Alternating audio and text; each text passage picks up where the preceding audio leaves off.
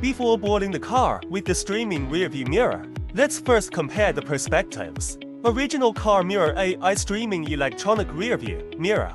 Let's take a look at the perspective. The original car's physical lens has a narrow viewing angle. Only partial field of view can be seen, completely better than the original car's physical mirror. An additional 5-fold field of view. Remove the original rearview mirror cover. Remove the screws from the original car bracket. Specialized platinum smart bracket. Just tighten one screw. Dedicated power supply without wiring.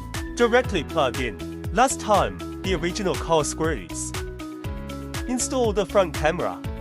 Specialized rearview bracket. Does not affect the aesthetics of the original car.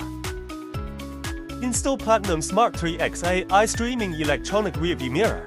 It's as simple as that.